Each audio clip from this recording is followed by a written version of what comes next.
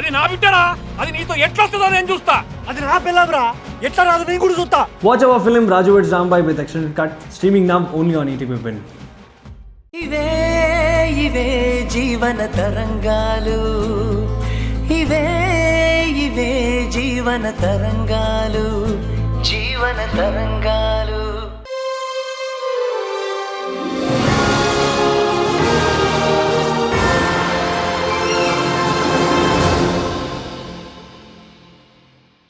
ప్రియమైన ఈటీవీ ప్రేక్షకులకు నమస్కారం. మన జీవన తరంగాలు సీరియల్ని ఆదరిస్తున్న ప్రేక్షకులకు మాతో కలిసి నటించే అద్భుత అవకాశాన్ని ఈటీవీ కల్పిస్తుంది. మీరు చేయవలసిందల్లా మన జీవన తరంగాలు సీరియల్ టెలికాస్ట్ అవుతున్నప్పుడు టీవీ ముందు సెల్ఫీ లేదా ఫోటో తీసుకుని మీ పేరు, ఊరు పేరు రాసి స్క్రీన్ మీద డిస్ప్లే అవుతున్న నెంబర్కి వాట్సాప్ చేయటం. సెలెక్ట్ అయిన ప్రేక్షకులకు ఈ అవకాశం వర్తిస్తుంది.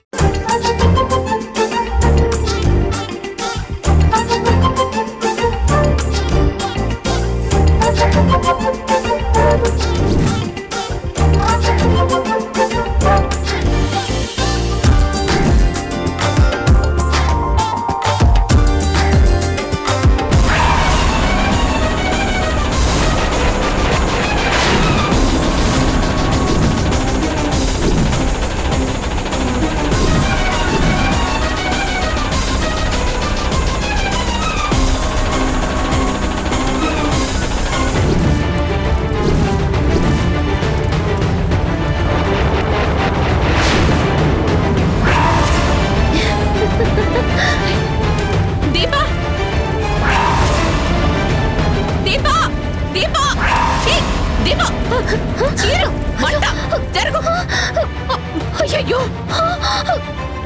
దీపా, అయ్యో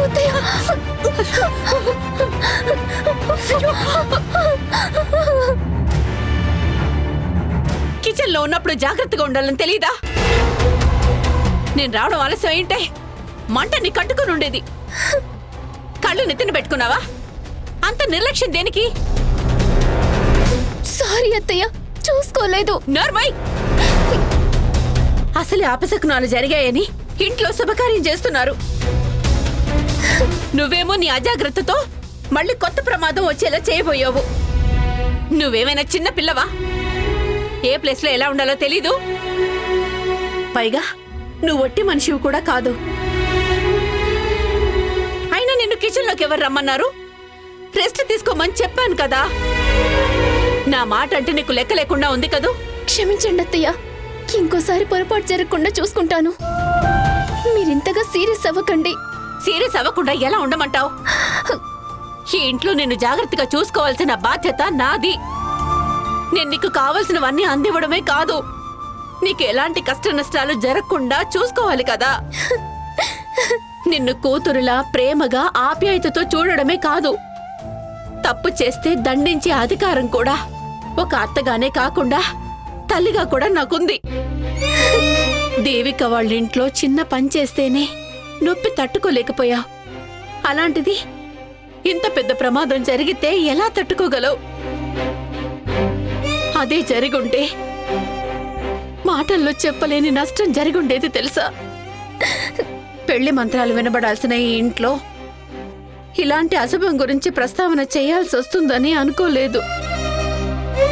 ఏ చిన్న పొరపాటు జరిగినా అందరం బాధపడతాం.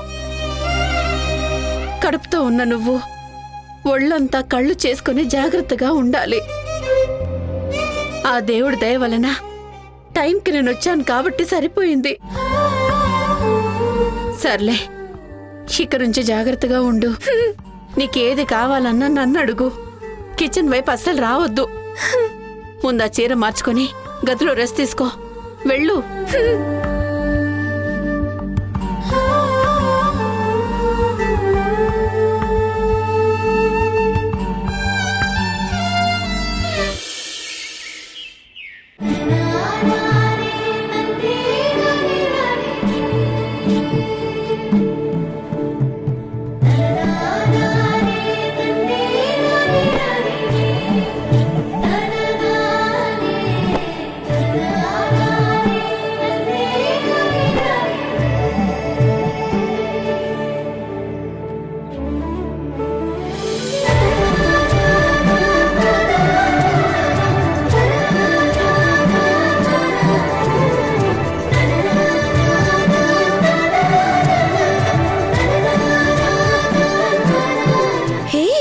వావ్, ఈ చీరలో మీరు ఏంజిల్లా ఉన్నారు. అంత లేదు. ప్రామిస్. ఉండండి, ఫోటో తీసి చూపిస్తాను. ఫొటోస్ ఏవి వద్దులే కీర్తి, వదిలే. నో నో నో, ఫోటో తీయాల్సిందే. నేను చెప్పింది ట్రూ అని మీరు నమ్మాల్సిందే.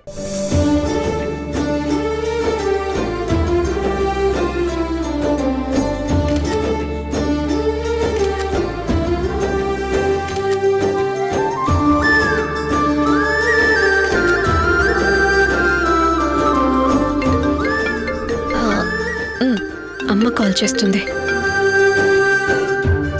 అమ్మా, గౌరీ పూజకు టైం అవుతుంది, మీరు బయలుదేరారా? ఏంటి బయలుదేరేది? అసలే ఆ దేశముఖి ఆచారాలు పద్ధతులు అంటూ మడికట్టుకుని కూర్చుంది. ఇప్పుడు పెళ్లింటికి రావాలంటే కారు కావాల్సిందే అని పట్టుకుని కూర్చుంది. అయ్యో సారీ అమ్మా, పూజకు రెడీ అవటంలో బిజీగా ఉండి ఆ విషయం మర్చిపోయాను. ఇప్పుడే కారు పంపిస్తాను. మళ్ళీ అక్కడ ఆవిడే గొడవ చేయకుండా చూసుకో. సరే, తొందరగా పంపించు. ఉంటాను.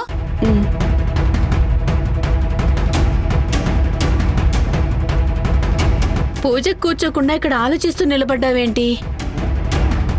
బాబాయ్ వాళ్ళని తీసుకురావడానికి కారు పంపమని అమ్మమ్మ కాల్ చేసిందమ్మా. కార్ని ఎవరు తీసుకెళ్తారా అని ఆలోచిస్తుంది. అయ్యో, దేశముఖి గారితో కారు పంపిస్తామని చెప్పాము, కానీ ఇక్కడికొచ్చాక ఆ విషయమే మర్చిపోయాను. అక్కడ ఆవిడ ఏం రచ్చ చేస్తుందో ఏమో.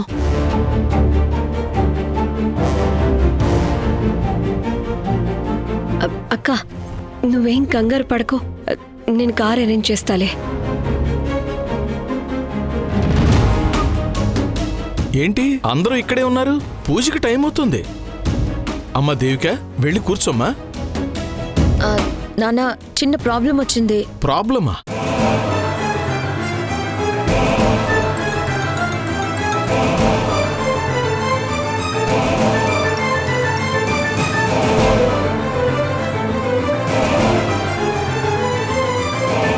ఇందులో ఆలోచించడానికి ఏముందమ్మా? నేను కారు తీసుకెళ్లి కళ్యాణ్ని తీసుకొస్తాను. నువ్వు వెళ్ళి పూజ కూర్చో. వద్దొద్దు, మీరస్సలు వెళ్ళొద్దు. ఇప్పటి వరకు మీ వల్ల జరిగిన అనర్థాలు చాలు. అసలే ఇంట్లో శుభకార్యం జరుగుతుంది. మీరు వెళ్తే మళ్ళీ ఏదో ఒక కొత్త సమస్య తెచ్చి నెత్తి మీద పెడతారు. అది తట్టుకునే శక్తి మాకు లేదు. నీ భయంలో అర్థం ఉంది ధరణి. నేను జీవితంలో ఎన్నో కోల్పోయాను. అన్నీ కోల్పోయానన్న పశ్చాత్తాపంతో ఇక ముందు ముందు జీవించకూడదు అని నిర్ణయించుకున్నాను.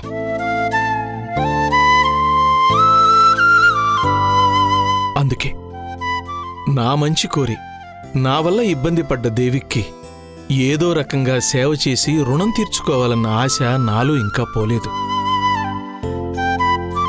దయచేసి కాదనకమ్మా, డ్రైవర్గా నేను వెళతాను. వద్దు బావగారు, ఇలాంటి టైంలో రిస్క్ తీసుకోవడం కరెక్ట్ కాదు. మీకు కళ్యాణ్ వాళ్ళ మేనత్త గురించి పూర్తిగా తెలీదు. పెళ్లిలో ఏ చిన్న పొరపాటు జరిగినా ఇల్లు పీకి పందిరి వెయ్యాలని కాసుకుని కూర్చున్నారు. మనలో మనకి 100 గొడవలుండొచ్చు. కోపంతో 100 రకాల మాటలు అనుకొనుండొచ్చు. కానీ ఇంట్లో ఇలాంటి కార్యక్రమాలొస్తే అందరూ కలిసిపోయి ఎలాంటి పట్టింపులు లేకుండా మళ్ళీ సంతోషంగా జరుపుకుంటా. కానీ ఇప్పుడు మీ వల్ల మళ్ళీ జరగరానిది ఏదైనా జరిగితే అందరూ మన ఫ్యామిలీ మొత్తాన్ని తప్పుపడతారు. అర్థం చేసుకోండి.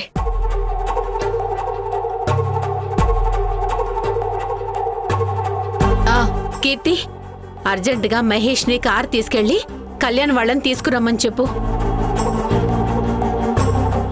ఫుడ్ ఆర్డర్ చేయటానికి మహేష్ బయటికెళ్ళాడు. ఒక్కసారి నా గురించి ఆలోచించండి. చేసిన తప్పుకి పశ్చాత్తాపడుతూ నలిగిపోతున్నాను.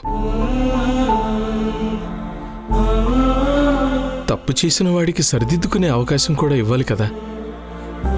అమ్మా, నీకు తెలుసు కదా. లేదు బావగారు, సారీ. వేరే ఎవరినైనా అరేంజ్ చేస్తాను, మీరు మాత్రం వెళ్ళొద్దు. ఉరిశిక్ష పడ్డ ఖైదీ కూడా ఉరితీసే ముందు నీ ఆఖరి కోరిక ఏంటి అని అడుగుతారు. అలాగే నేనడుగుతున్నది కూడా ఆఖరి కోరిక అనుకుని నన్ను మన్నించి ఒక్క అవకాశం ఇవ్వండమ్మా. ఎవ్వరికీ మాట రాకుండా, ఎలాంటి నష్టమూ కలగకుండా నేను పని పూర్తి చేసుకుని వస్తాను. ఆలస్యం చేస్తే వర్జ్యం వస్తుందమ్మా. వర్జ్యం వచ్చాక పూజ చేయడం అంత మంచిది కాదు. అనవసర భయాలకు వెళ్ళి పూజను ఆపకండి. నేను త్వరగా వెళ్ళి కళ్యాణి సేఫ్గా తీసుకొస్తాను. ప్లీజ్ ఈ ఒక్కసారికి నన్ను నమ్మండి. అమ్మా, నాన్నన్నట్టు వర్జంలో పూజ చేయకూడదు కదా. టైం ప్రకారం పూజ జరగకపోతే మళ్ళీ అపశకునం అనుకుని మనమే ఫీల్ అవుతాం. నాన్నకి కార్ డ్రైవింగ్ వచ్చు కదా, భయపడ్డం దేనికి? వెళ్ళమని చెప్పండి. ధరణి, నా మీదొట్టు. జాగ్రత్తగా వెళ్ళి అంతే జాగ్రత్తగా తిరిగొస్తాను.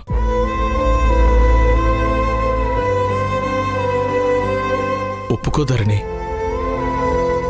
అమ్మా, ఒప్పుకో. నీకు వెళ్ళమని కాని వెళ్ళొద్దని కాని ఏదీ చెప్పలేని పరిస్థితి బావగారు నాది.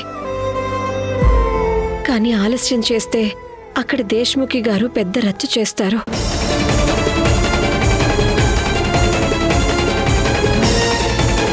అందుకే మిమ్మల్ని తప్పక నమ్మాల్సి వస్తుంది. మీ మాట నిలబెట్టుకోండి. అలాగేనమ్మా, నువ్వే చూస్తావుగా. చిటికలో వెళ్ళి కళ్యాణి తీసుకుని వస్తాను. బావగారు, దేశముఖి పిన్నితో జాగ్రత్త. అంతకన్నా ముఖ్యంగా కళ్యాణ్ని క్షేమంగా తీసుకురండి. ఆయన మీదే నా పంచప్రాణాలున్నాయి. నాకు తెలుసమ్మా, నువ్వేం కంగారు పడకు. జాగ్రత్తగా తీసుకొస్తాను, సరేనా?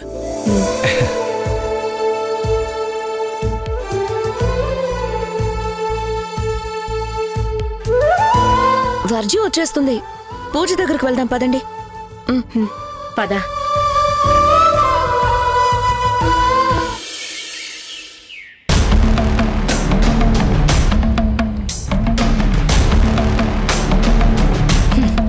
వీళ్ళకి టైం సెన్స్ అంటూ బొత్తిగా లేదు. ఎప్పుడో పంపవలసిన కారు ఇంకా పంపించలేదు. ఛీ!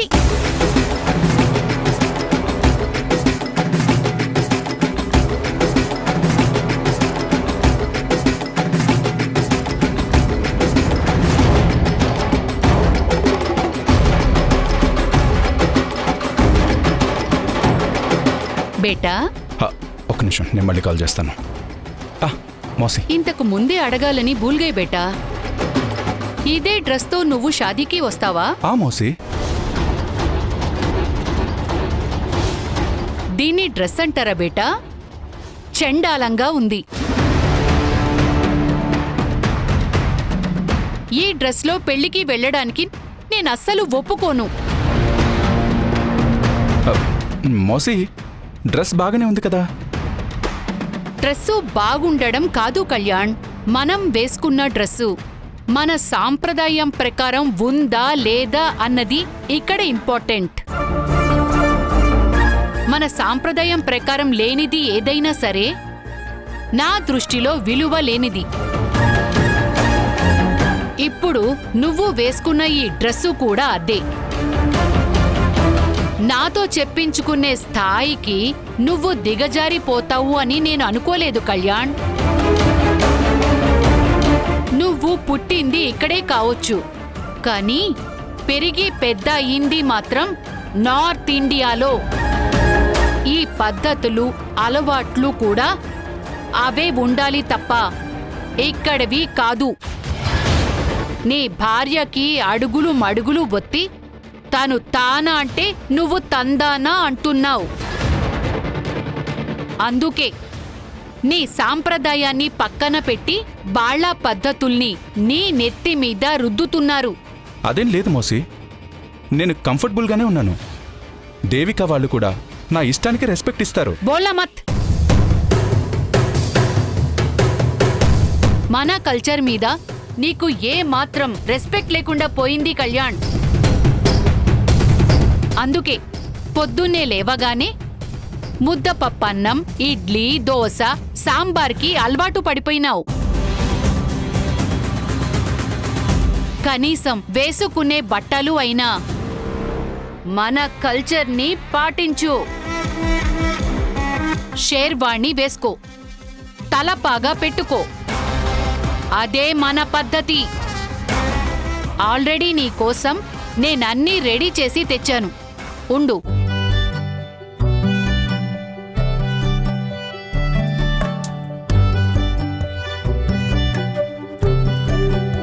బేటా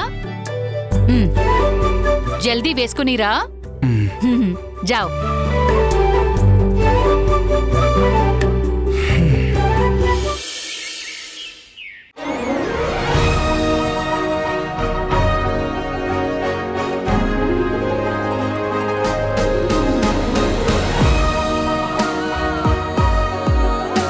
అత్తయ్య అత్తయ్య అత్తయ్య నేను రెడీ.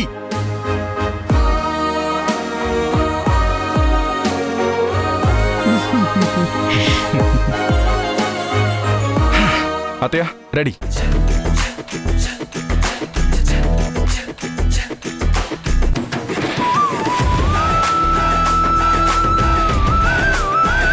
ఆహాహా, ఇప్పుడు మహారాజులా ఉన్నావు.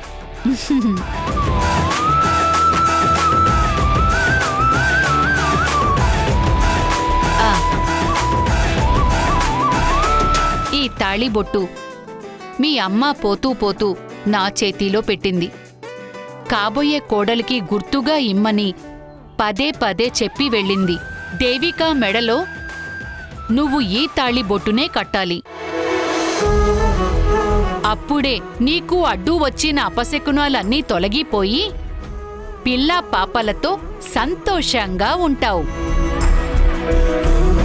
తను చెప్పినట్టు జరిగింది అని పైనున్న మీ అమ్మ కూడా సంతోషిస్తుంది. నా బాధ్యత కూడా తీరిపోతుంది కళ్యాణ్.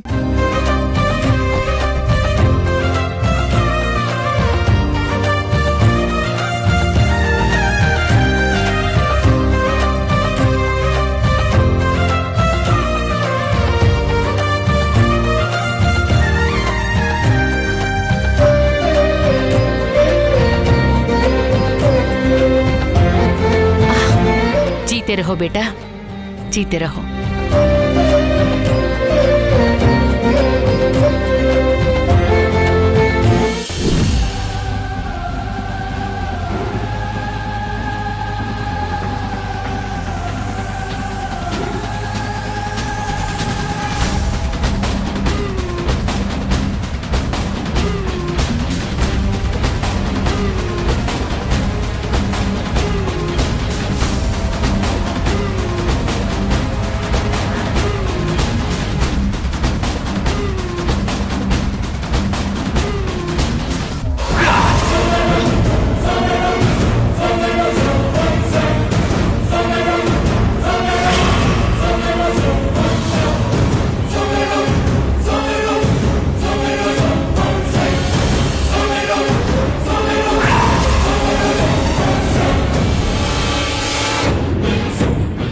రాజశేఖర్, నిన్ను వదలనరా.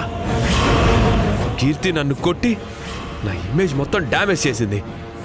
ఇప్పుడు వాళ్ళ అబ్బా నన్ను దొంగ దెబ్బ తీసి ఈ చెత్త కుప్పలో తెచ్చి పడేశాడు.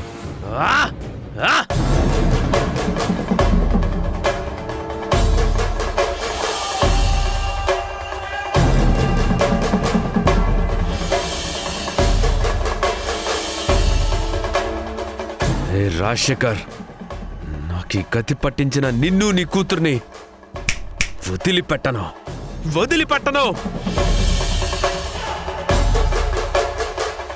నాతో పెట్టుకున్నందుకు మీ జీవితాల్ని కుక్కలు చెప్పిన బిస్తరయ్యేలా చేస్తాను.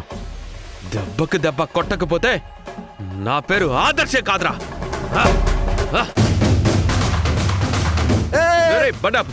ఇక్కడున్నావేంటన్నా? తర్వాత చెప్తాను, దిగో దిగో. సరేనా అన్నా?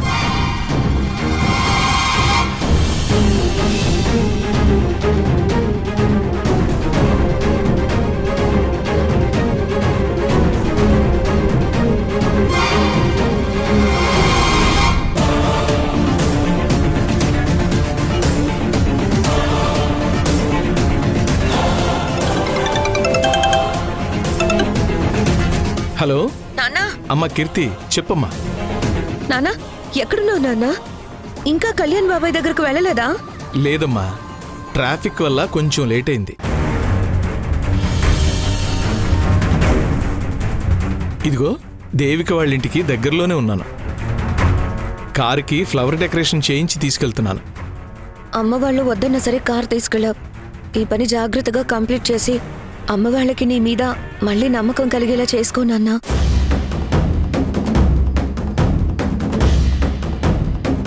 అలాగే కీర్తి, నువ్వేం టెన్షన్ పడకు. నేను జాగ్రత్తగా కళ్యాణ్ని తీసుకొస్తాను.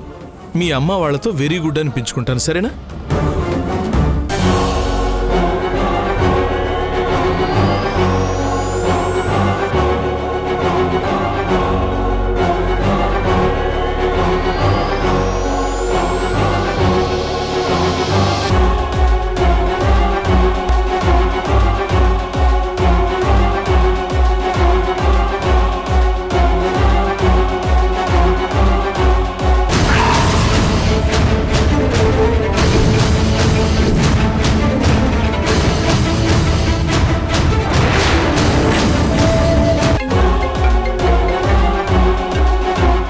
జరిగిందో తెలుసుకోవాలనుకుంటే నేను చెప్పిన ప్లేస్కి రా. నాకు క్షమాపణ చెప్పడం కోసమని పరిగెత్తుకుంటూ వస్తుంది. మళ్ళీ నాకు ఎదురు పడాలనే ఆలోచన వస్తేనే వెన్నులో వణుకు పుట్టేలా చేస్తా.